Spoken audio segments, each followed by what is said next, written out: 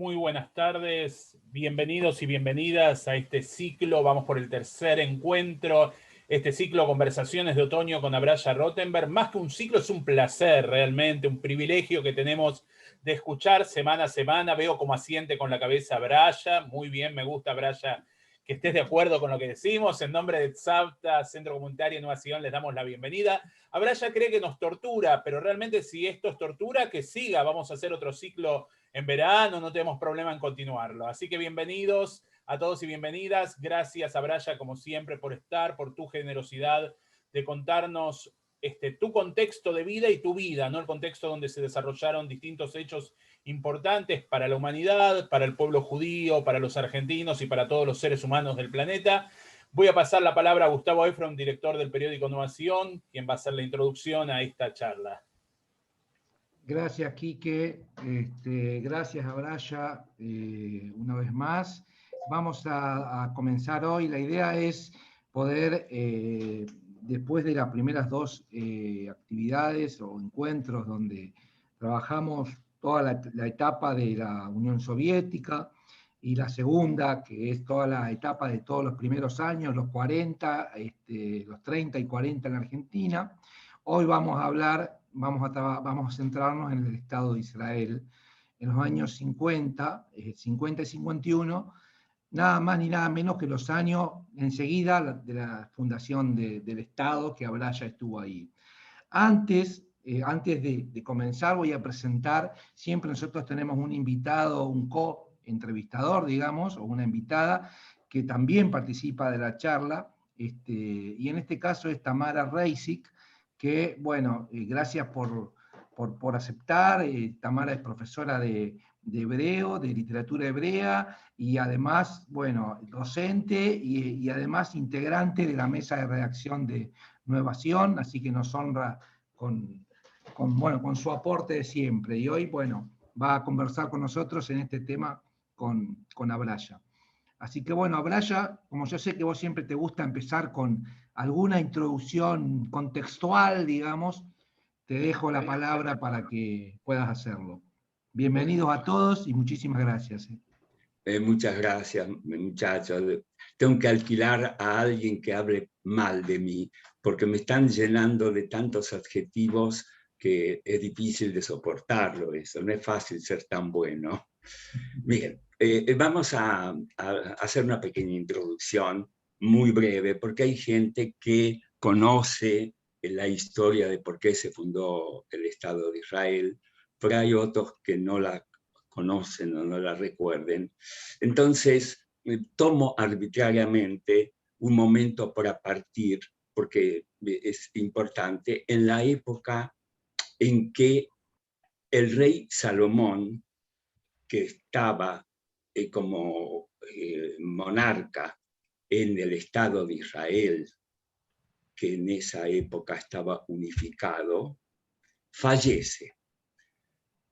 La historia anterior está en la Biblia. Dios le prometió la tierra de Israel al pueblo judío, a Abraham, hicieron un pacto, el Brit, y sus hijos continuaron con una serie de alternativas y pagaban pundeos en esa tierra hasta que, bueno, tuvieron una serie de vicisitudes y al final las 12 tribus, hijos, descendientes de los hijos de Jacob, se transformaron en un reino.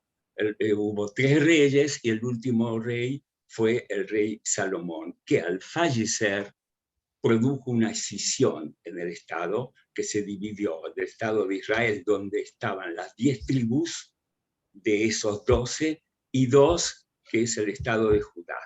El Estado de Israel tuvo una capital, Samaria, y la de Judá, Jerusalén. Samaria, Sanjerib, 700 y pico de años antes de Cristo, destruyó Samaria, dispersó a las 12 tribus que vivieron en un exilio hasta que se perdió totalmente la noción de dónde están. Desaparecieron. El otro reino, que tenía como capital a Jerusalén, tuvo una serie de vicisitudes y voy directamente, fue dominada por los griegos, contra los cuales, como siempre, amantes de la libertad, los judíos se sublevaron, los macabeos. Luego fue dominado por los romanos y en el año 70 los romanos destruyeron el templo de Jerusalén.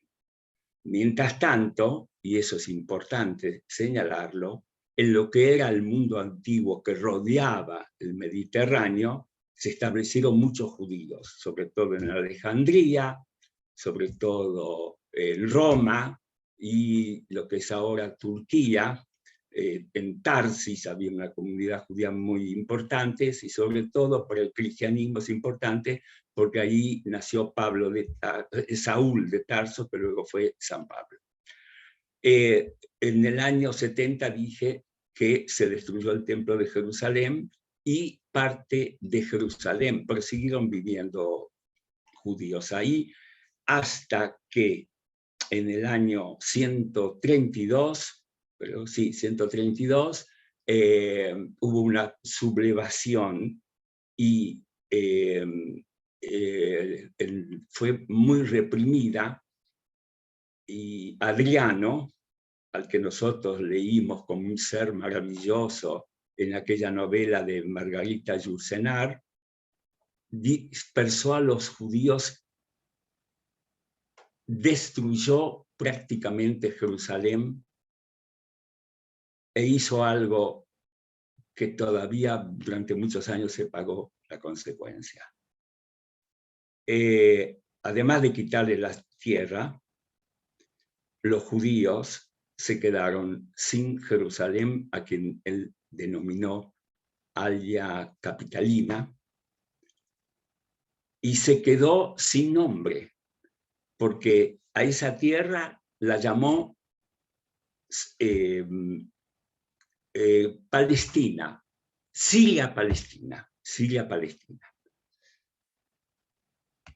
Ahí comienza, en ese momento, el exilio de los judíos que se transforman de un pueblo sin tierra en un pueblo carente de una base territorial.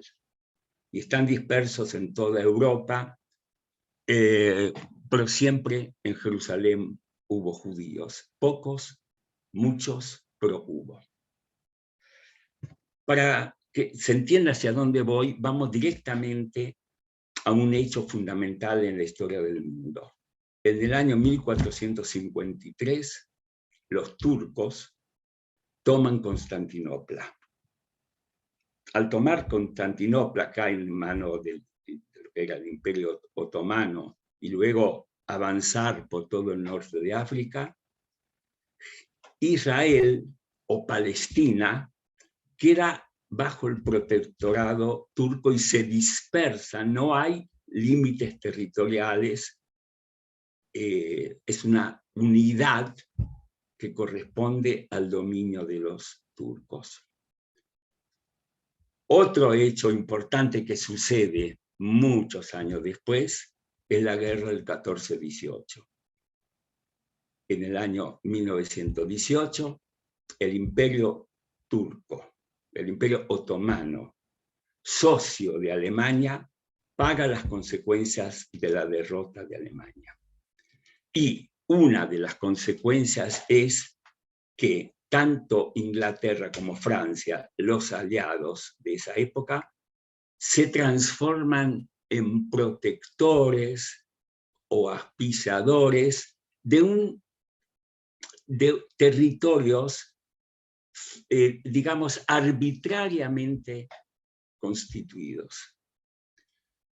Siria, Irak, Irán, Siria, a ver, déjame pensar. Sí. Siria, Palestina, Líbano, entran bajo la égida de los franceses. A ver, sí. ¿Qué estoy diciendo?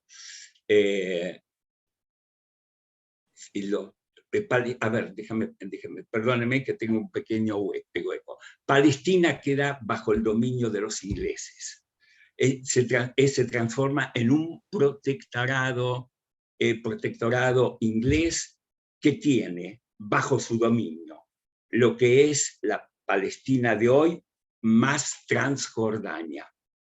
Inmediatamente los ingleses deciden que Transjordania es un reino aparte y crea el reino hashemita.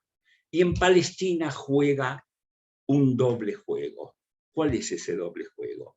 A los judíos les promete, mediante una declaración Balfour, de que ven con simpatía la constitución de un hogar nacional judío, y a los árabes, por medio del famoso Lawrence de Arabia, le prometen que esa Palestina va a ser para los árabes, más otros territorios, ¿no?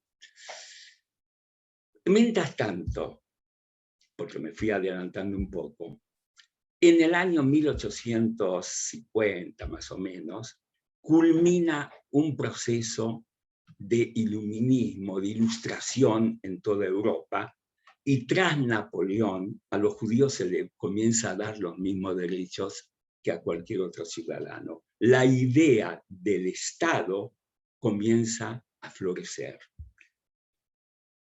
En 3 generaciones, esa situación determina una posición de los judíos muy importante en Europa y en el mundo. Voy a nombrar solamente 3 nombres: Einstein, Herzl, Einstein y Freud. Esos son consecuencias del iluminismo. Al mismo tiempo, al salir los judíos de los guetos, se transforman en competidores de los gentiles y comienza a acentuarse un sentimiento que nunca desapareció desde que los judíos vivían en la diáspora: un antisemitismo feroz.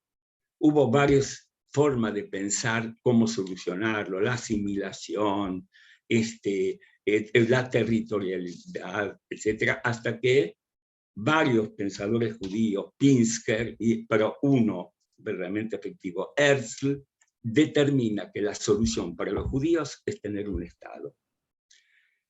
Uniendo las dos situaciones anteriores, hogar nacional judío, promesa, y la teoría de un sionismo redentor y nacionalista, que ya existía, porque había corriente judío, pero no quiero, desde el año 1890 comienza un movimiento de judíos para instalarse en Palestina.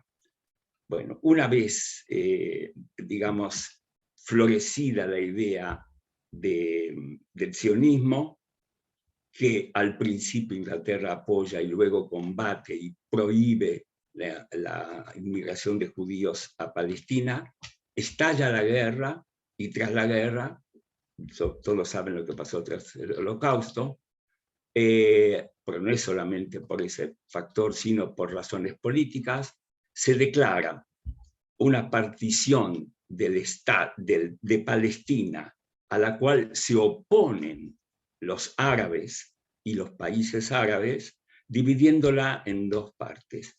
Una muy pequeña para Israel y otra mayor para los palestinos. El 14 de mayo de 1948, Ben Gurión o Weizmann declaran la existencia del Estado palestino y ofrecen a los países árabes un tratado de paz, de convivencia. La respuesta es que 5 ejércitos árabes atacan a Israel y, bueno, los pocos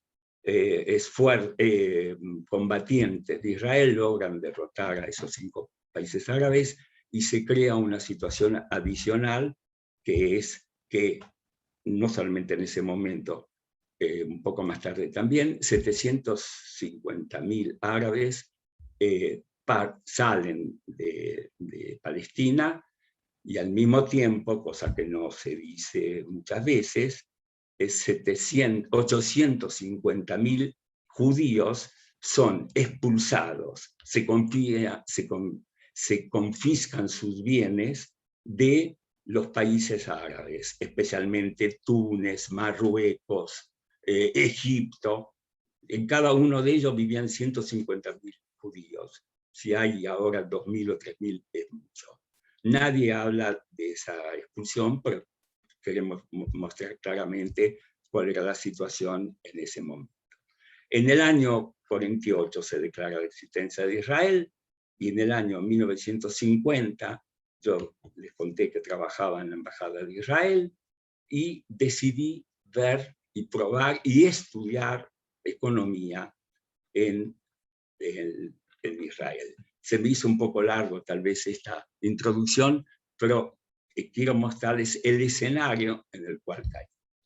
Debo aclarar que en ese momento vivían en Israel unos 600.000 judíos, que la situación económica era muy grave, que todos los días llegaban inmigrantes, casi en el término de 1 o 2 o 3 años, llegaron a Israel el equivalente de la población existente, lo que creó un gran problema. Yo, joven, yo no diría accionista solamente, sino algo aventurero, y curioso y muy judío, tuvo ganas de vivir la experiencia que me pareció apasionante del nacimiento de una nación. Y bueno, pues estoy bajando del barco y me encuentro con ustedes y pregunten lo que quieran, o si no, sigo hablando yo.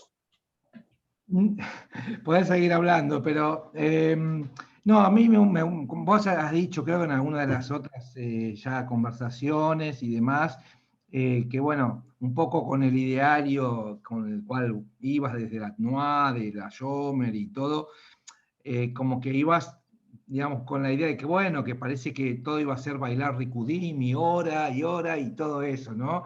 Y cómo fue el contraste un poco entre esa idealización mítica del joven que fue a Israel y lo que encontró, y bueno.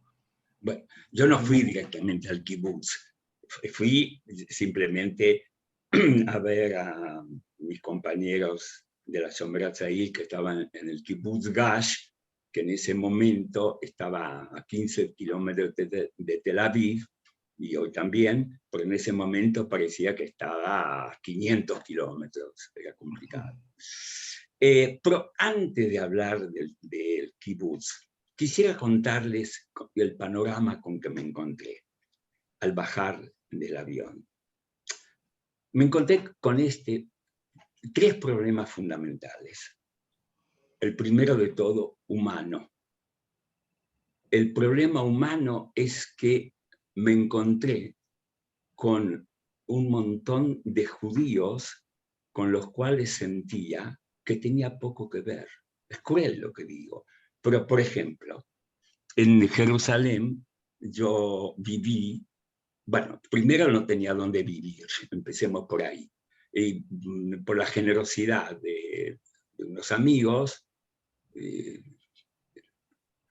pude compartir una habitación que tenía 2 camas, pero la ventaja de que uno de ellos se levantaba a las 6 de la mañana para ir a trabajar en la construcción, que en ese momento era mucha actividad. Cuando él se iba, yo me metía a su cama y podía ahí descansar. El problema habitacional era muy difícil.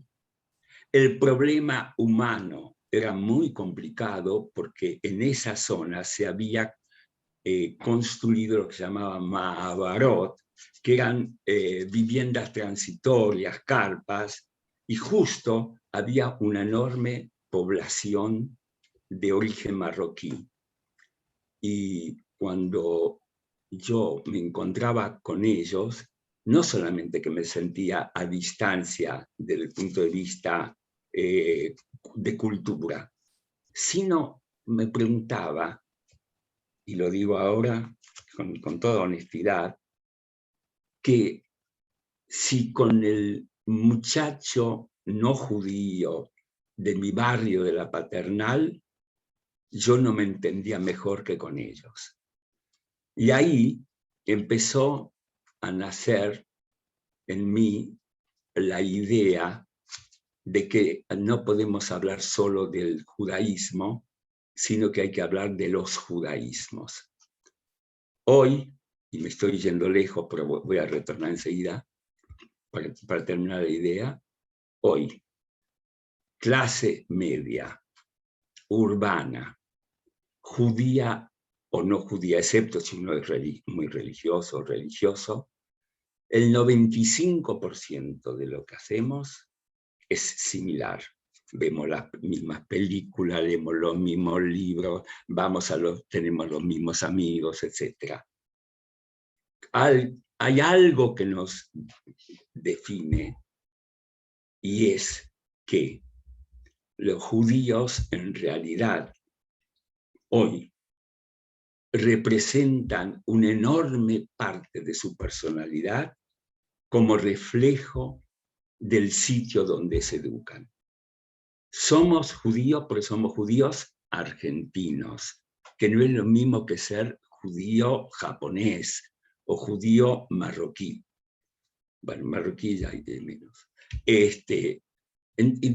Bueno, todo eso me nació mientras salía del cuartucho donde estábamos, que entre paréntesis estaba a 50 metros de la frontera, que era un alambre de púas que separaban de la zona ocupada por los jordanos, y no era fácil a veces a la noche pasar por ahí, porque algunos muchachitos se divertían tirando balazos, y al día siguiente había represalia. Era la inseguridad total, pero uno no la vivía con angustia.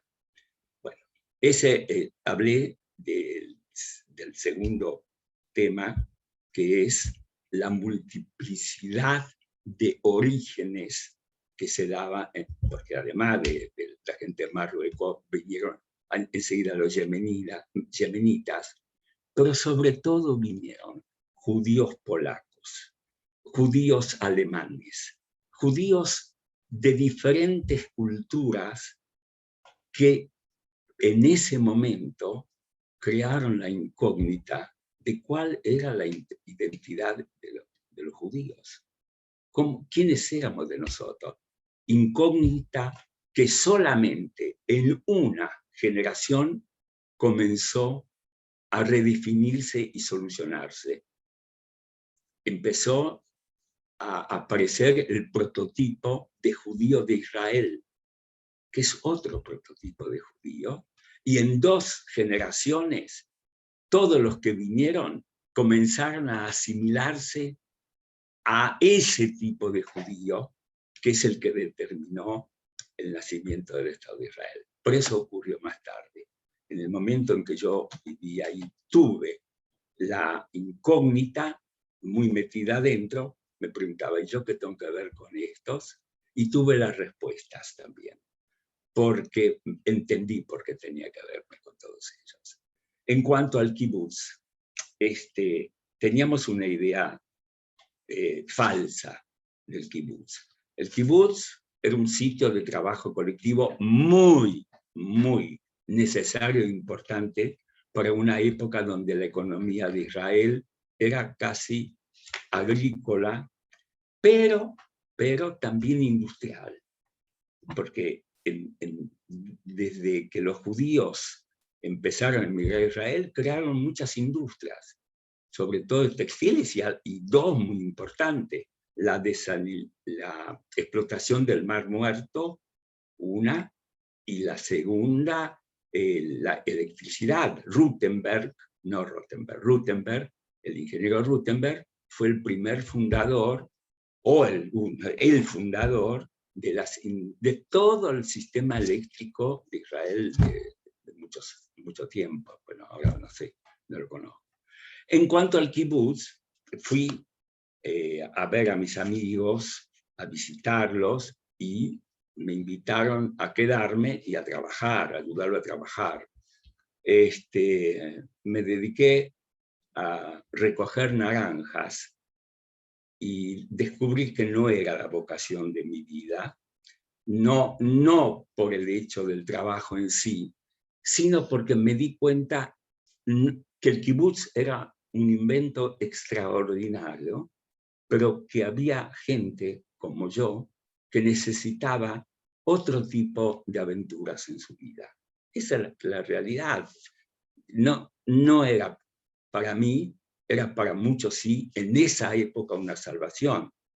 Luego lo que siguió fue que el kibutz se fue transformando, la idea de que lo tuyo es mío, lo que es mío es tuyo, cada uno aporta según sus posibilidades y recibe según sus necesidades, etc., se fue mutando. Yo me acuerdo un libro que se escribió más o menos en los años 40, Abraham Ben Shalom, que se llamaba Surcos Profundos, donde contaba lo maravilloso que era no tener bienes personales, y contaba aventuras de que la ropa interior, por ejemplo, de los hombres, las mujeres, era colectiva, y de pronto era delgado y te tocaba un calzoncillo de un señor obeso, todo muy lleno de ternura, pero el kibutz con el tiempo se fue individualizando, se fue ya los comedores colectivos no existen más, y en este momento, la mayoría, creo, la gente recibe una paga por lo que hace, hay categorías, no es lo mismo el director de una industria que tiene el kibutz que de aquel que solamente se dedica a cosas secundarias. A mí me parece bien, no es una crítica lo que yo hago, es la realidad de la vida. Israel era en esa época socialista y una islita en medio de un mar capitalista. La vida le fue imponiendo otras cosas y sin embargo puedo hablar con respeto y admiración a muchos de los amigos míos, compañeros de la adolescencia, de la Shomer HaTzair, que no solamente se transformaron humanamente en personajes hermosos, sino que contribuyeron luego a la ciencia de Israel, al desarrollo industrial, evolucionaron. Bueno, la anécdota quedó ahí. Lo difícil era, al llegar a Israel, ir solucionando los problemas que significaban lo cotidiano, porque el tercer problema que había era la alimentación. Había que alimentar a un montón de gente que no tenía, no solamente que no tenía hogar, sino que no tenía comida. Había mucha ayuda, pero yo recuerdo que parece, bueno, enseguida yo conseguí trabajo, pero la vida cotidiana era difícil. Cuando en un país uno deja de pensar en literatura, en filosofía, y lo que le determina el día es la angustia de decir que el desayuno en Israel lo teníamos en esa época resuelto porque había muchas frutas y leche. Al final, Israel es la tierra de la leche y la miel, así que en esa época también había leche y miel. Pero el resto era muy difícil. Uno tenía parte de su cabeza puesta en el estómago. Por suerte, los argentinos siempre tenemos suerte. Mi madre comenzó a mandarme algunos paquetes con carne y me transformé en un centro de atención y de tal vez interesada amistad de un montón de amigos israelíes. No sé si te contesté lo que quería, pero nada. Adelante. ¿Quieres preguntármelo? Sí, yo quería preguntar algo, Gustavo. Venga.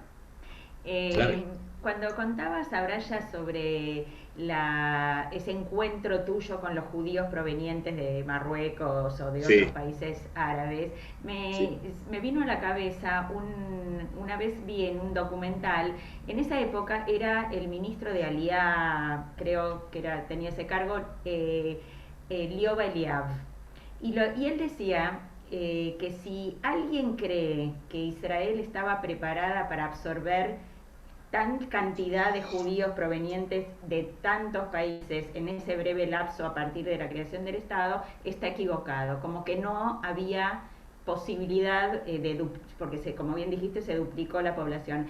Ahora, mi pregunta es, desde el lado institucional, ¿se podía observar, o vos observaste, digamos, acciones como para empezar a transformar a todos esos judíos en un judío, en un israelí? Es decir, se empezó a hablar ahí del horno de fundición, del Kur y Tuj, en el que todos se iban a fundir en una cultura israelí. ¿Eso se podía observar? ¿Y se hizo? ¿En qué? Se hizo. Pero en esa época, ¿en qué? O sea, había... Primero, idioma. Unificación de un idioma. Venían cualquier cantidad de idiomas, se inventó el Ulpan. La gente entraba al Ulpan y salía hablando un hebreo, digamos, renco, pero hebreo. Ese es el primer lugar. Segundo, utilizar los conocimientos, porque no era lo mismo un judío venido de Alemania, con una gran capacidad de tecnología, que un señor que lo máximo que vio como transporte era un camello. Eran mundos distintos. Había que tratar de cruzar rápidamente varios siglos para que alguna gente pudiera venir de un pasado absolutamente lejano y entender, porque a veces ni lo entendían, lo que era el mundo moderno. Así que en esas dos direcciones, unificación del idioma, digamos, traslación en el tiempo, y por último, darle algún oficio o algo para que pudiera hacer, cosas que ocurrían. Uno veía en los caminos, en el camino, muchos judíos yemenitas haciendo rutas. Era muy común ver. Y le dieron la dignidad del trabajo. Claro, hubo otra parte de la inmigración ultrarreligiosa que tenían sus formas de apoyo en instituciones y que nunca se integraron, digamos, tecnológica o económicamente a la vida de Israel, y continúa igual. Hay un 10% de la población que vive por la ayuda de Dios. Pero el resto, y luego, años más tarde, se produjo la gran revolución, claro, 50 años más tarde, 60, con la invitación soviética, que eran gente técnicamente muy capacitada y que ayudaron al desarrollo de transformar a Israel hoy en el tercero o segundo país del mundo en tecnología, informática, inteligencia artificial, etc. Ese es un fenómeno muy interesante. Israel, al mismo tiempo que tuvo que sostener 4 o 5 guerras, que eso, en términos de economía, es muy destructivo. Cuesta mucho dinero hacer una guerra. Y cuesta mucho dinero para una economía mantener un país continuamente con el temor de que te ataquen. Bueno, eso lo superó. En ese sentido, objetivamente, valoro mucho lo que hizo. Abraya, yo quería ir un poquito más atrás y preguntarte si vos considerás que el sionismo, aparte de ser una revolución política, fue una revolución para el pueblo judío, cultural, ¿no? Donde hubo que crear un folclore y donde si realmente en la época que vos estuviste en Israel, una época posterior quizás a esta euforia folclórica y demás, la época que se llamó Eretz Israel Hayafá, la tierra de Israel la linda, ¿no? Las canciones que hablan sobre la tierra bondadosa y demás, si vos sentiste que había un clima de crear un hombre nuevo, porque la idea del Estado y sobre todo de los kibutzim eran crear un hombre nuevo, y si vos seguiste llamando con tu nombre y apellido en Israel como tenés ahora, o cambiaste tu nombre también. Jamás. Les voy a contar después una historia de cambio de nombre. No voy a decir de quién es, no voy a decir el nombre de la persona, pero es muy ilustrativo lo que pasó. Primero, con respecto al sionismo, yo creo que fue en sus orígenes un movimiento revolucionario que cambió la mentalidad del judío, le dio esperanza. No nos echan de todos lados.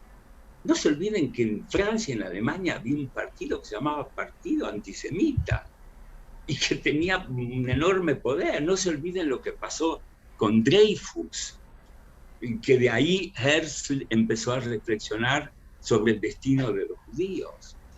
El judío se transformó en un elemento que era un centro de hostilidades.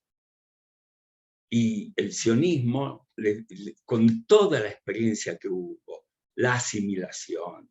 Recuerden ustedes que Mendelssohn, el famoso Moisés Mendelssohn, famoso filósofo, amigo de la aristocracia, pensador, traductor de la Biblia al alemán, todos sus hijos se convirtieron al catolicismo, no, al cristianismo, perdón, no al catolicismo, eran protestantes.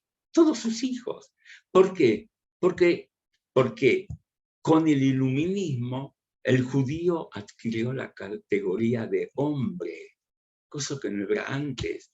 Los judíos de religión se transformaron primero en una raza, y los sionistas quisieron transformar, lograron la raza en Estado, que la única forma de seguir viviendo como tales era unificarse, vivir en un país, Israel era ese país, y desarrollarse con una cultura común. Y eso se logró. Lo que no veo en estos momentos es el papel en este momento del sionismo. Tengo mis dudas, porque siempre le tengo mucho miedo a una situación que se repite en todo el mundo y que puedo resumir en esta frase. Las revoluciones las hacen los idealistas y las usufructúan los burócratas.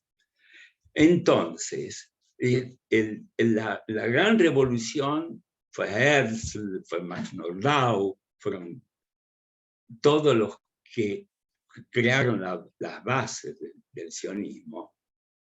Pero yo en este momento siento que sí, no digo que hay que anularlo, pero que es un sentimiento que tiene sus límites, puede ayudar a gente a ir a Israel, a darle su cultura, a tener el contacto con la cultura israelí, que por ejemplo la alabamos tanto, etcétera, etcétera, pero yo a veces escucho varias horas música popular israelí, me agarro de la cabeza, digo, a esto llegamos.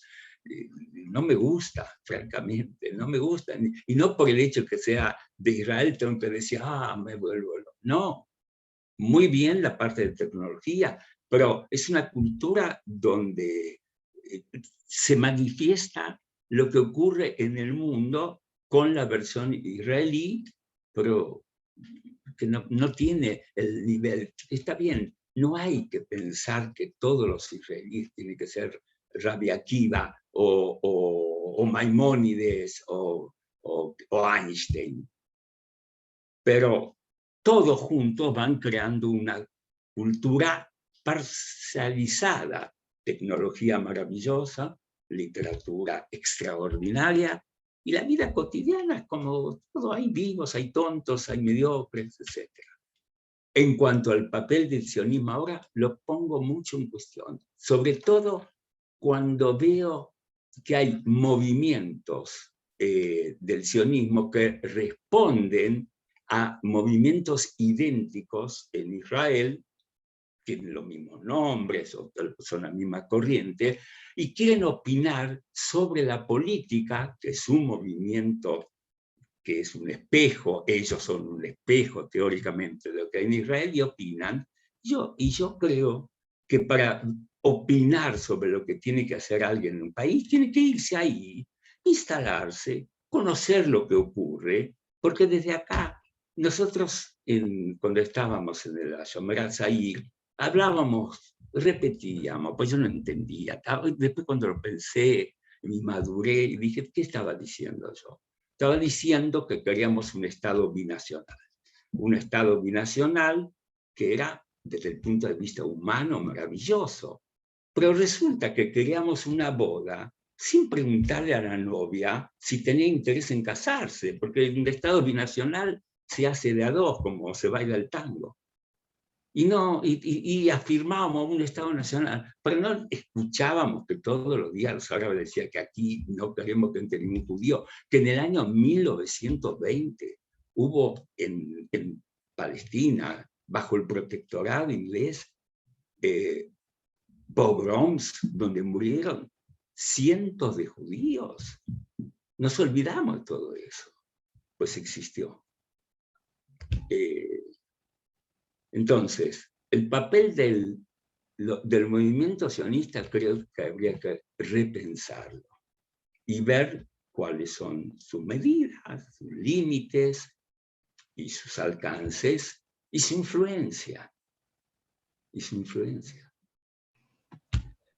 Abraya, ¿cómo fue la experiencia en la Universidad Hebrea de Jerusalén, digamos, en esos años, digamos? Miren, lo maravilloso que ocurrió, me ocurrió y ocurría en Israel,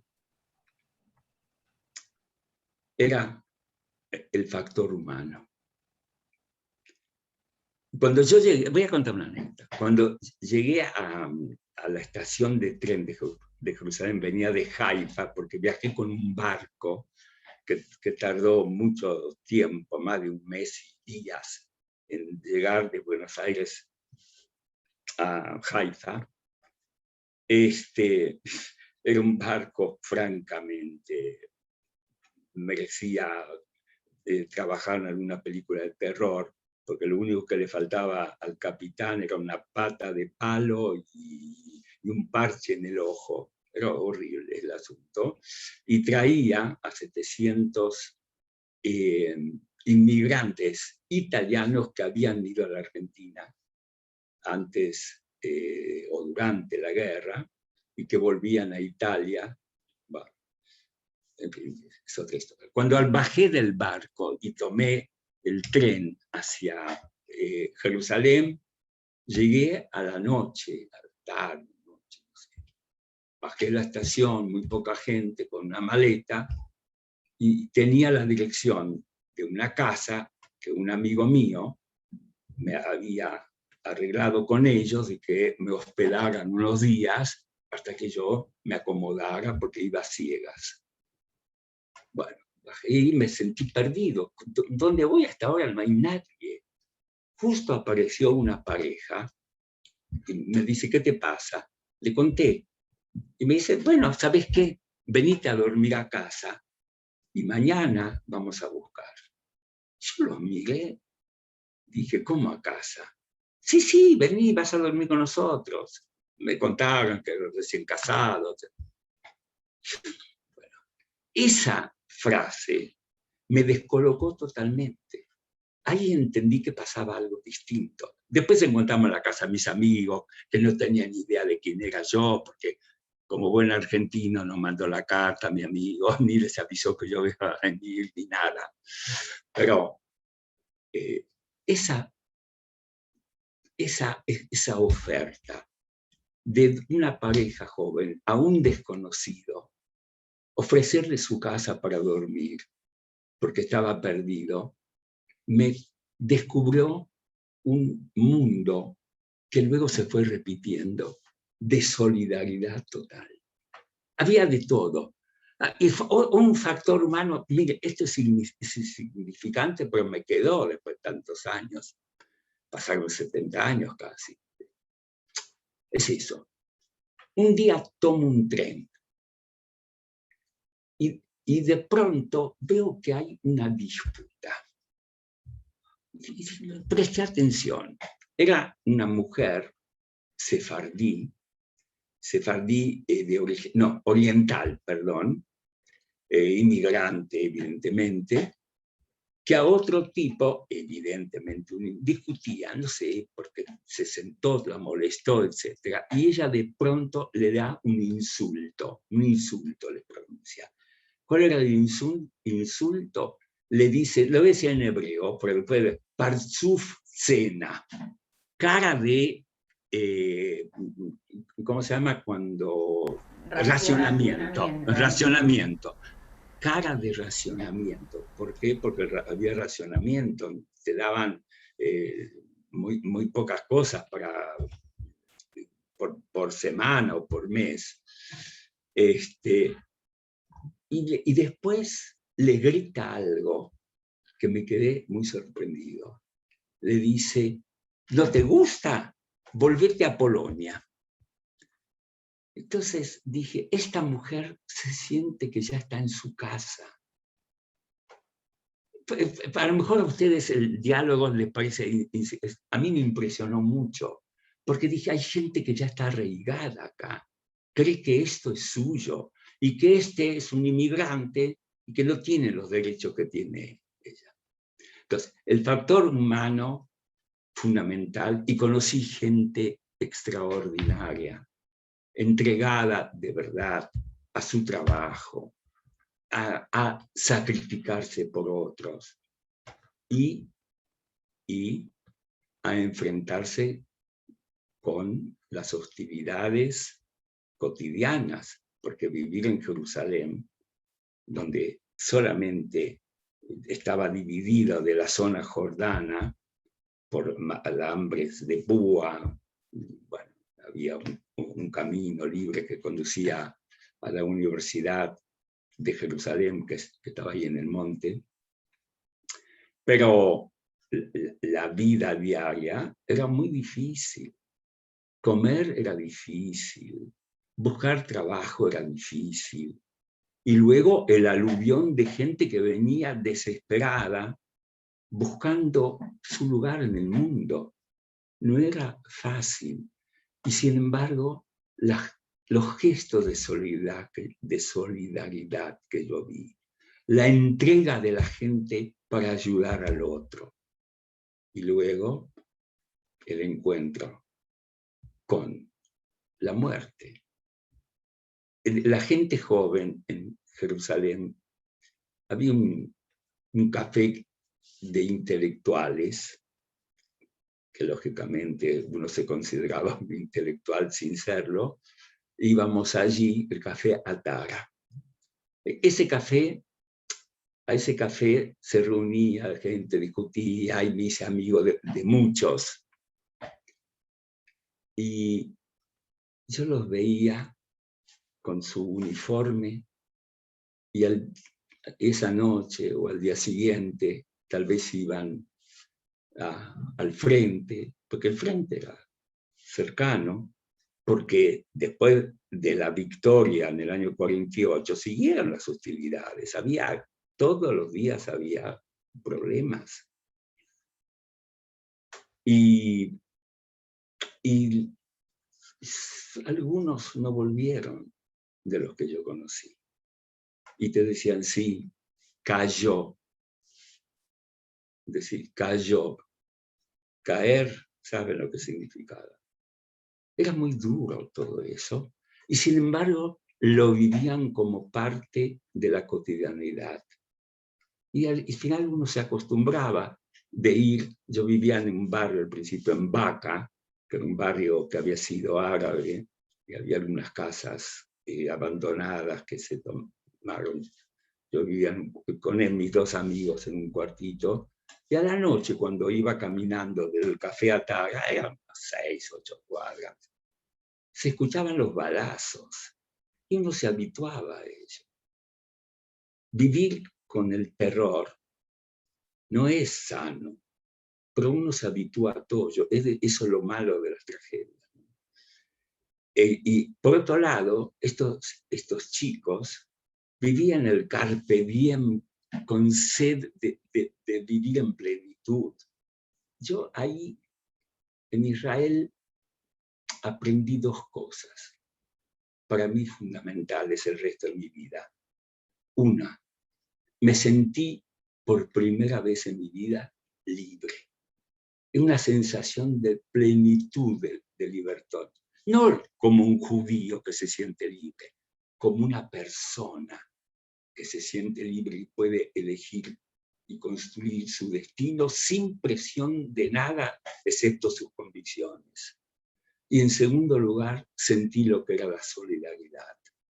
Ser solidario con otro como un hecho natural, no como un esfuerzo. Recibir como un hecho natural. Para mí fueron dos hechos que determinaron, creo que el comienzo de una leve madurez, que todavía no se terminó de completar. Algún día llegará. No sé si te contesto. Sí, dime. No, pregunto yo, Gustavo, ¿está bien? Quería, en esos primeros años ahí en Israel, quisiera que te refieras un poco a Col Israel, a lo que hiciste ahí, con qué te encontraste. No me encontré. Mira, ocurre lo siguiente. Yo busqué trabajo cuando llegué. Entonces fui a una oficina que dependía, no sé muy bien si del Keren Kayemet o del Keren Ayesot, fondos institucionales, una pequeña burocracia, donde conocí a un personaje que me interesó mucho.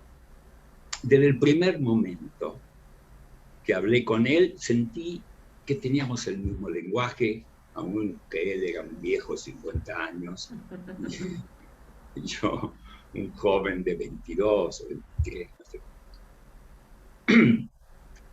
Se llamaba Natán Gorelick y tiene que ver con el diario Crítica. En 1920,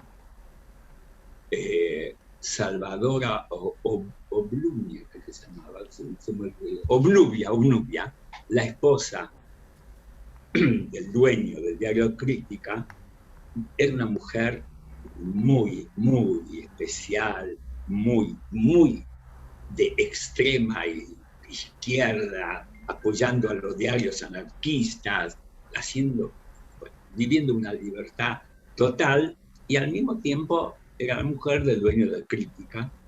Dice que una noche soñó que un ángel le dijo: en 1920 los árabes están matando a los judíos, tenés que mandar a alguien que cuente esa barbaridad. Había un muchacho judío que trabajaba, hacía sus primeras actividades como periodista, y le dijo: vos vas a ir a Palestina a ver qué es lo que está pasando con los judíos, vas a mandar tus crónicas.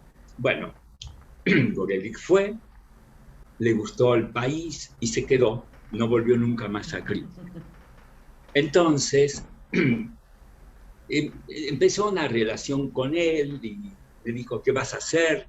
Le digo, bueno, le conté más o menos lo que yo hacía, y me dijo: mira, acá tenemos una revista, ¿no te gustaría colaborar? Dijo: hombre, ya está. Empecé ahí. Pero yo en Buenos Aires, yo había tenido una experiencia muy interesante. En una época determinada, en la radio, se había establecido, digámoslo, una cierta censura. No quiero tocar la sensibilidad de gente que era admiradora de esa época. Entonces no se permitía ni hablar en otro idioma que no fuera el castellano.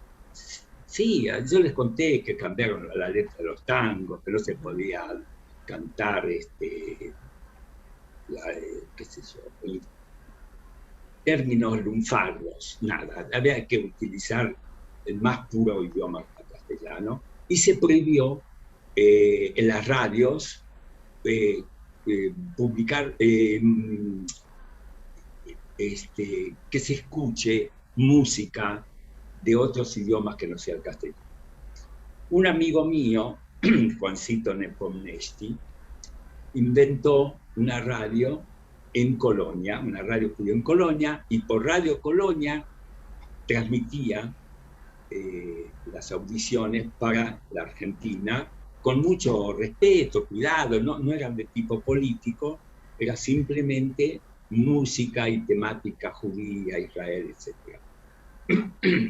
Y yo me transformé en el asesor cultural de esa radio, y a grabar. ¿En qué se basaba eso? Había en esa época una especie, ya se comenzó a inventar, se grababa en una especie de hilo de todo lo que se, como ahora, nada, las cintas antes en un hilo, lo mandábamos a Montevideo, de ahí se transmitía. Esa experiencia me fue muy útil, duró unos 2 años. Y cuando llegué a Israel y descubrí que no había una radio en castellano, porque la radio en Israel era de una potencia muy limitada, dije: ¿por qué propuse? Ahí la radio dependía, no me acuerdo de quién, pero bueno, yo era muy caradura, fui y le dije, mira, yo tengo esta idea, ¿por qué no grabamos? Y hay en Sudamérica una audición judía en México, en Chile, en Colombia, bueno, muchos países. ¿Por qué? Yo las preparo acá en castellano, las grabamos y las mandamos a esos lugares y que directamente las transmitan. La idea gustó y me aprobaron y me contrataron. Con lo cual, inmediatamente tuve una gran independencia económica. Muy rico porque en vez de ganar, no sé, $50 por mes, ganaba 70, no sé, libras.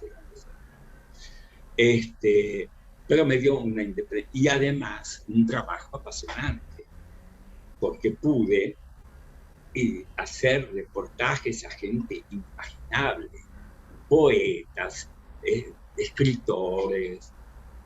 Fui y transmití la primera macabeada que se hizo en Ucrania. Wow. Lamentablemente, sí, fue interesantísimo. Y para mí era un modo de vincularme con gente y un modo de entrar a un Israel al fondo. El único que no aceptó que le hicieran reportaje fue David Ben-Gurion, a pesar de que su secretario, Itzhak Nabon, era amigo mío, claro, y Nabon dejó la embajada argentina, volvió a Israel y se transformó en la mano derecha de Ben-Gurion, y con los años se transformó, ya lo conté, en presidente de Israel. Entonces, bueno, para mí ese trabajo me permitió viajar por todo Israel, iba a los kibbutzim, me acuerdo, me olvidé el nombre, le hice un reportaje a un general, no era Dayan, era otro que también le faltaba un ojo también, muy famoso en Israel. Nada, descubrí el mundo, me contó cómo fue qué hicieron en el 48, que no tenían nada de cañones, nada. Fue apasionante ese mundo y me vinculó a un Israel efervescente, ¿no? Por otro lado, Gustavo, sobre cómo era la universidad, bueno, yo la pasé bastante mal en la universidad, porque elegí profesores de un... ¿Se escucha? No, yo no escucho. Sí, se escucha perfecto. Ahora sí, ahora los escucho. Porque se cortó un minuto. Dos profesores, que uno era muy, muy conocido ahora en el mundo de la sociología, Eisenstadt, que yo no entendía la mitad de lo que hablaba, y lo que entendía me costaba entenderlo, me fue muy difícil. Luego matemáticas con Patinkin, yo la pasé muy mal en la universidad, porque mi hebreo, yo hablaba todavía como se hablaba en la época del rey Salomón. Claro, el hebreo, cuando se importaban palabras absolutamente de una variedad imposible para mí de captarla. Y en ese sentido me quedé muy atrás con el hebreo, incluso ahora. Hay que vivirlo, ese idioma, y tener la cotidianidad muy, muy al día, ¿no? Sobre todo algunas expresiones que yo me pierdo cuando voy a Israel, a los que hablan los chicos jóvenes, ¿no? Los que son de mi generación hablan con las mismas dificultades que hablo yo, aunque ya hace muchos años que no lo veo. En todo caso, ese Israel estudiaba, tenía mejores alumnos que yo, se lo juro eso. Y ese Israel que estudiaba desarrolló esto que tenemos hoy, donde la sabiduría y el conocimiento son mucho más importantes que la materia. Sin tierra, la inteligencia también vale.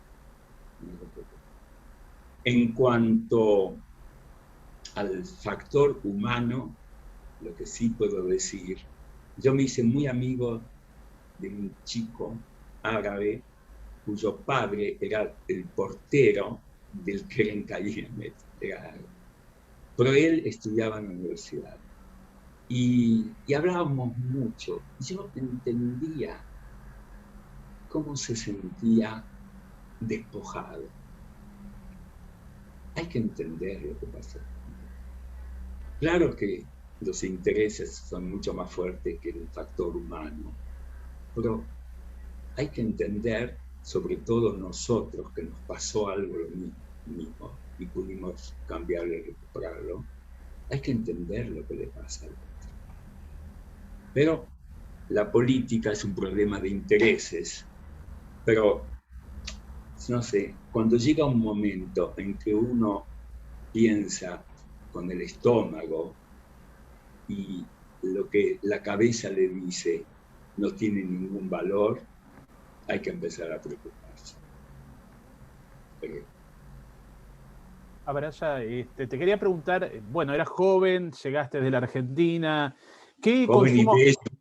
Y bueno, por lo que vemos en los comentarios, todavía la belleza, la sonrisa te están ponderando, ¿no? Vos no lees el chat, pero ya tenés seguidoras, mujeres ahí fanáticas. Te quería preguntar, ¿qué consumo cultural tenías en esa época? Si la cultura era un bien cercano, ¿no? En todo este proceso donde vos hablabas de los... Era un bien cercano. Con Natalio Gorelick discutí, yo había leído solamente el primer tomo de En busca del tiempo perdido, por el camino de Swan. Y no, curiosamente es un libro que me traje a Israel. Me traje 4 o 5 libros y uno de ellos fue Por el camino de Swan. Gorelick era un hombre de una cultura apabullante, es decir, deliciosa, sabía todo. Y me empezó a explicar cosas del camino de Swan, de la obra de Proust, que yo a los 22 años, 21 años, ni había visto. Y a pesar de que conté el otro día que me encargaron ser director de cultura, de la página de Cultura e Innovación, juro que no lo merecía eso, ni Innovación se merecía que yo lo fuera. Pero era un chico inquieto, que creía que sabía mucho. Esas charlas con Natán Gorelick fueron apasionantes siempre. Y luego me ocurrió algo muy curioso. Cuando volví a la Argentina, siempre recordé esas conversaciones, esos encuentros culturales, donde él era un maestro para mí. Me enseñaba caminos que yo no hubiese llegado nunca solo a ellos. Unos 10 años más tarde, 8 años más tarde, fuimos con Dina a Israel. Yo le conté a Dina, durante años le hablé a Gorelick. Fuimos, estaba la misma oficina, yo estaba muy angustiado por ese reencuentro, y ahí entré, lo vi atrás, y se dio vuelta, y le dije, hola Natán, y me miró sorprendido, no recordaba quién era yo. Tina me miró, sintió que yo me ponía pálido, pues no, fue un desencuentro muy doloroso para mí. En cuanto a la vida cultural, era muy intensa. Íbamos a los cines, exposiciones, debates. Año 1950, 51, cuando la comida escaseaba, pero el afán cultural, no digo que sobraba, porque eso nunca sobra, pero estaba a disposición de quien tuviera ganas de disfrutar de él. Además, la gente del Café Atara y otros parecidos, todo el día, a pesar de que estaba la guerra ahí, se discutía que tal autor había escrito tal cosa, que estaban en contra. La vida era muy rica, muy rica.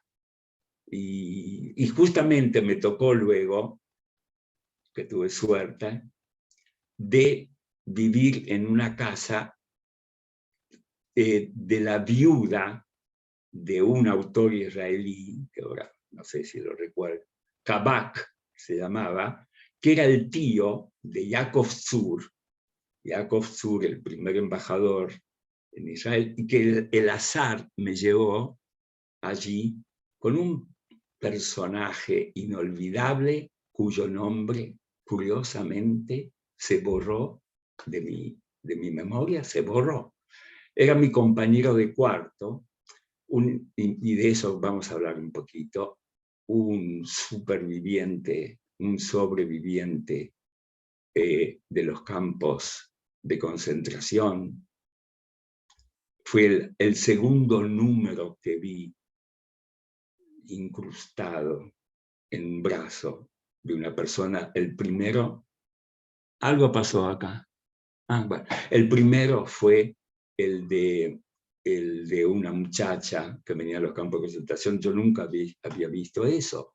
No se hablaba de los campos de concentración en esa época, ni la gente que había estado en los campos de concentración contaba eso. Nadie contaba nada. Yo no recuerdo en Israel que alguien me haya dicho, yo estuve en tal lugar, en Treblinka, en Auschwitz o donde sea. Pero cuando esa muchacha de casualidad se descubrió su brazo y vi el número y le pregunté, ¿qué es esto? Y me dijo, los alemanes. Y bueno, luego supimos lo que había ocurrido. Bueno, vuelvo a mi compañero de cuarto. Mi compañero de cuarto, cuyo nombre lamentablemente he olvidado, imperdonable, era un personaje muy interesante. Hablaba 4, 5, 6 idiomas. De un orgullo, un hermetismo. No contaba nada sobre su vida, sobre su pasado. A la mañana desaparecía. Yo sabía que no tenía dinero para comer y cuando empecé a recibir ya en esa época paquetes con alimentos que me mandaba mi madre y le ofrecía, me di cuenta que él no iba a aceptar nunca. Entonces de noche yo llegaba siempre antes que él, me hacía el dormido y le dejaba preparado un sándwich con carne para que se alimentara. Ese hombre llegó a ser rector, no voy a decir de cuál universidad, pero de una de las universidades de Israel. Y 40 años más tarde visitó Madrid y nos reencontramos. Y no pudimos hablar. Fue un encuentro fallido, un encuentro para mí muy doloroso, porque yo le tenía una alta estima y es un hombre de mucho valor, pero quiero decir que además de la personalidad y de sus características, seguramente la huella del Holocausto no fue gratuita. Abraya, comentaste, sí, tiraste así como comentarios sobre el tema del cambio de nombre, de una historia que no ibas a revelar el nombre. Sí. La contaste. Le voy a revelar. Voy a cambiar el nombre. Un amigo mío que pertenecía a una familia de de provincia, de clase media acomodada, muy, muy lejanos del judaísmo, descubrió a la juventud de la Shomer HaTzair, un mundo muy atractivo, muy lleno de camaradería, de amistades, de perspectivas, y decidió irse a Israel a un kibutz. No voy a decir el nombre del kibutz. Cuando estaba en Israel, digamos que él se llamaba Jabotinsky. Su familia, en la provincia transformó el Jabotinsky, digamos, en Jabo, porque era muy asimilado, le sonaba mal Jabotinsky, Jabo. Llega a Israel y decide transformar su apellido en un apellido israelí, digamos que se llama Yosef. Su experiencia en Israel, a la que llegó lleno de entusiasmo, se fue amenguando. En el kibutz, donde estaba, sus 2 hijos se fueron en la época en que venían las turistas suecas y francesas a ayudar a los israelíes durante el verano para la cosecha, para el trabajo en los kibutzim. No sé si ustedes recuerdan, hubo una moda en una época donde los países nórdicos y Francia sobre todo, los chicos voluntariamente iban a hacer experiencia en Israel. Por ejemplo, Josep Borrell, que es el ministro de Relaciones Exteriores hoy de la Unión Europea, tuvo esa experiencia. Una vez la contó en España, yo estaba, y fue para él maravilloso. Ahora es bastante anti-israelí, pero en esa época era muy israelí. Mi amigo tuvo una evolución muy escéptica con respecto al kibutz. Entregó todo, pero un día entregó a uno de sus hijos que se fue con una sueca. Un año más tarde, otro hijo se fue con una francesa. Él y su mujer se quedaron solos. Después de trabajar 20 o 25 años, no sé cuánto, en el kibutz, descubrieron que no tenían ninguna seguridad social el kibutz. Y entonces se produjo un fenómeno curioso en el kibutz. No en todos los kibutzim, en este kibutz X que yo estoy describiendo. Los hijos se fueron y en su lugar, como hacía falta fuerza de trabajo, vino otra gente. Mi amigo y su mujer envejecieron y de pioneros se transformaron en una especie de peso para el kibutz. Esta gente nueva que vino dijo, y pues nosotros tenemos que mantener a estos viejos. La vida en el kibutz se le hizo muy incómoda. Estaba cada día más, había entregado su idealismo y su pasión política. Entonces decidió cambiar de nombre. Y en vez de llamarse Yosef, de apellido, perdón, volvió y lo hizo oficialmente a llamarse Jabotinsky. Es una historia simbólica. Eso no ocurrió con todos los kibutzim, es un caso individual de idealistas de mi generación que realizaron su sueño y luego la realidad los llevó a este desencanto. No estoy hablando contra los kibutzim, aunque ahora son minoría en Israel, porque la realidad económica cambió totalmente. Ya la cosa rusoniana no existe más, ahora existe un mundo de tecnología, de inteligencia artificial, y por suerte Israel, que no tiene territorio, sino materia gris, sabe cómo desarrollar. Abraya, estuviste hablando mucho, súper interesante sobre tus experiencias. La verdad que sos un gran narrador, ya lo sabemos todos. Pero yo quisiera llegar ahora hacia cómo fue ese proceso que te llevó a volver a la Argentina. No, fue un proceso cancerígeno. Mi padre se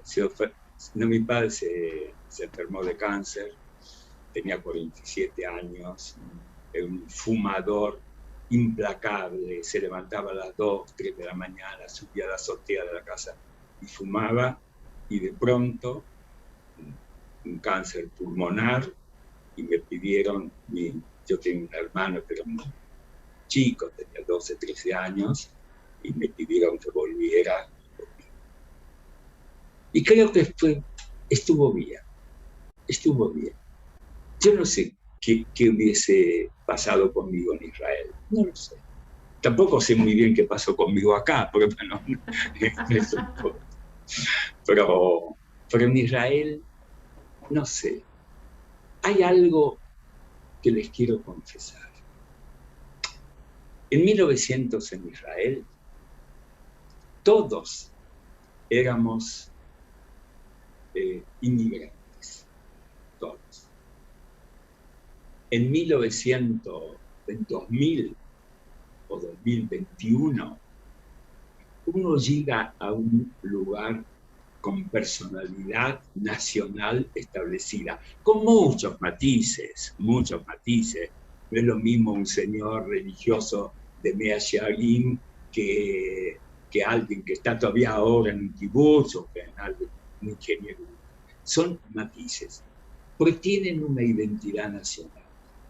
Y cuando uno, o yo, no sé, llega, es un inmigrante, es alguien que llega a un país que tiene características distintas a las tuyas. Te sentís no un extranjero, porque hay muchas cosas de cultura que te unen, que te vinculan, pero te obliga la realidad a adquirir una cultura que es una cultura superpuesta, que ya no es la tuya, la tenés que asimilar, tenés que integrarte a ella. Sos un magnífico visitante, un turista que disfruta, pero lo cotidiano, buscar trabajo, no es, perdón, porque acá puede parecer que soy un antisionista, no, de ninguna manera. Vayan porque vale la pena conocer por lo menos bien ese país. Por el sentimiento, y es positivo eso. Ahí hay una nación. Son distintos, tienen formas de pensar distintas. Son lo mismo que cuando uno va a otro país y siente que hay reglas, incluso hablando el mismo idioma. Las palabras no significan lo mismo. No es lo mismo decir sí en Madrid que en Buenos Aires. No es lo mismo. Sí en Madrid puede significar tal vez. Sí en Buenos Aires puede significar no. Lo digo como una broma. Entonces, la identidad, sobre todo en esa época urbana, donde todos en cada lugar estamos incrustados en la vida del país donde vivimos y somos parte de él y nos sentimos parte de él. La idea de los judaísmos me ronda continuamente. ¿Cómo va a evolucionar Israel en su personalidad? ¿Cómo va a ser? ¿A quién se va a parecer aparte de parecerse a ella misma? ¿Se va a orientalizar? ¿Va a ser parecido a sus vecinos? ¿Va a ser parecido a quiénes? ¿A los latinoamericanos? ¿A los franceses? ¿O van a tener una personalidad propia que no va a ser la que nosotros nos sintamos 100% identificados. Hay algo cultural, aparte del idioma, etc. Pero hablemos. Podemos hablar el mismo idioma, pero viniendo de otros sitios, nadie nos va a quitar esas raíces que forman parte de nuestro ser y de nuestro modo de ser. Nadie. Somos distintos, no sé a qué estamos destinados. Bueno, como todavía me faltan no sé cuántos años, sí, 25, para cumplir con lo que dicen las primeras partes del Génesis 120, ya veremos, bueno, los próximos años se va a ver, es la próxima generación, 20, 25 años es una generación. ¿Cuál va a ser ese futuro? No lo sé. ¿Que va a ser diferente? Sí lo sé. Va a ser diferente porque la influencia cultural internacional que sufre Israel es distinta a la nuestra. Somos diferentes, eso no está ni bien ni mal, es un hecho. No, quería preguntarte, ya que hablamos antes de la radio, ¿sí? Sí. Quería preguntarte por la prensa escrita, es decir, siempre en hebreo hubo muchos diarios y se publicaban muchísimos diarios que nacieron en Europa todavía, ¿no es cierto? Antes de la creación del Estado y después en el Yishuv. Pero bueno, ¿vos tenías contacto con esa prensa escrita? Nada. Me costaba mucho leer los diarios israelíes. Yo leía la Haaretz en esa época. Pero me costaba mucho, me cuesta mucho. Mira, yo perdí mis idiomas natales, que era ruso y ucraniano. Aprendí el castellano y lo amo. Aprendí el yiddish y lo amo. Aprendí el hebreo y nunca fue del todo mío. Fue mío el bíblico. Fue mío, qué sé yo, Coelet, Eclesiastés. Fue mío el Shirashir, Cantar de los Cantares. Fue mío algún profeta, sobre todo Amós. Yo soy un fanático de Amós. Pero sí, pero nunca fue el idioma. El yiddish sí, aunque ya hace 30 años que no hablo yiddish. Hablar, que desde que falleció mi madre, no tengo con quién hablar yiddish. Pero es un idioma que amo, leo, de vez en cuando agarro un libro y lo leo en yiddish y disfruto. Bashevis Singer leía yiddish. Y a veces vuelvo a Sholem Aleichem o a Pérez. Hebreo no leo.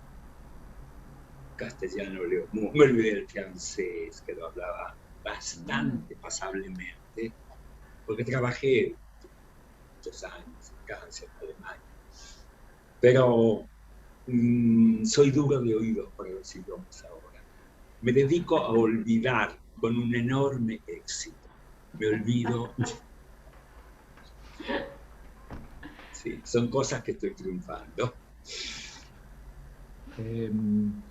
Hablaste de Bashevis Singer, vamos a hacer una actividad en SAPT Innovación justamente sobre Bashevis Singer. Voy a ser un buen oyente. Silvia Rottenberg, con 2T, pregunta, ¿qué opina de los judíos cada vez más ateos, inclusive en Israel? Me parece muy bien. Cada uno tiene su forma de vincularse con la idea de Dios, que es una idea, y un sentimiento más que una idea. Y me parece muy bien de que la gente crea en Dios y que no crea en Dios. Es un derecho y es una pasión que no puede ser discutida, porque la fe no se puede discutir con argumentos. La fe, uno cree en ella o no cree. Yo no creo. Entonces, el que sí cree, lo envidio, porque se saca tantos problemas de encima, se los encaja a Dios y Dios lo va a resolver. En cambio, el que duda la está pasando mal, porque hay momentos en que te haces planteos y decís, ¿y cuál será la respuesta verdadera? El creyente no tiene ese problema. Ahora, que la gente se vuelva cada vez menos religiosa, lo entiendo, porque la religión se basa en milagros y la gente se vuelve cada vez más racional. O sustituye la religión por pasiones políticas. Ejemplo, Alemania, Hitler, Mussolini, Stalin. No nos olvidemos de Stalin, las cosas que hizo. Entonces, y lo que dijo Marx, que la religión es el opio de los pueblos, y hay gente que le gusta el opio, aunque está prohibido por ley, pero no importa, ese opio se permite. Sí. ¿Qué consejos o qué preguntas le haría el Abraya de hoy a aquel Abraya de 20 años? ¿Y qué pregunta o consejo le daría ese Abraya al Abraya de hoy? Mira, ¿qué pregunta le haría yo a ese que está ahí? ¿Cómo hiciste para poder sobrevivir a un mundo tan hostil sin darte cuenta los riesgos que corrías? No te diste cuenta las cosas que te pasaban, por suerte. Esa es una pregunta que no tiene respuesta. ¿Por qué lo hiciste?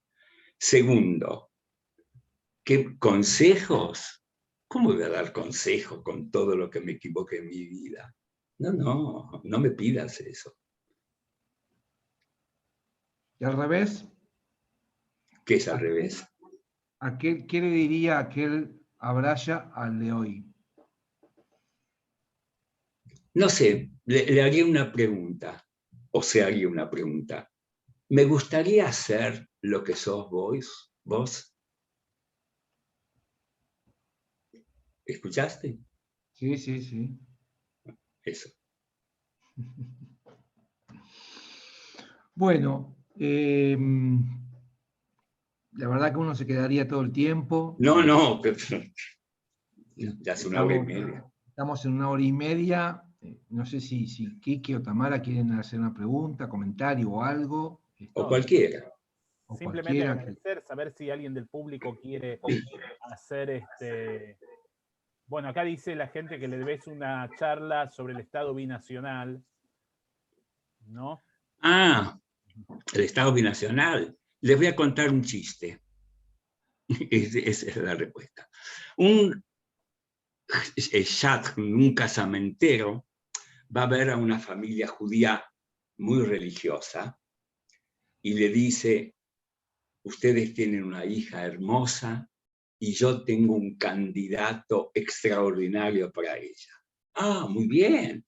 Sí, tiene un solo inconveniente. Ustedes son muy judíos y este candidato no es judío. No, entonces no. Pero si yo le digo quién es, ustedes lo van a aceptar. ¿Quién es? El príncipe de Gales. Hombre, un príncipe para mi hija. Bueno, está bien, dice. Si es un príncipe, aceptamos. Entonces el casamentero dice: bueno, ya convenció una parte, ahora tengo que convencer a la otra. Ese es el Estado binacional.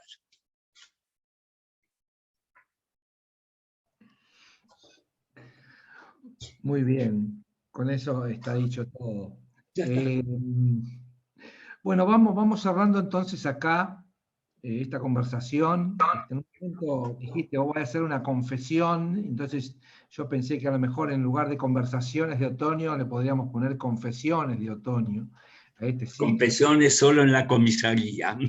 Confesiones de invierno, en realidad. Estamos entrando en invierno. Podemos entrar en las confesiones de invierno. Yo les agradezco mucho. No sé, de pronto tengo pudor, de verdad lo digo, de contar cosas que sí se le importa a la gente, pero bueno, ya estamos. Nos importa. Nos importa y nos interesa. Bueno, la verdad que muchísimas gracias. Yo sé que vos decís no me agradezcan tanto y demás. Gracias, Tamara, también por un placer participar y bueno, con tu aporte. Gracias, Abraya, gracias a todos por estar aquí firmes. Bueno, la última, el final te lo voy a dar a vos, Abraya, es así.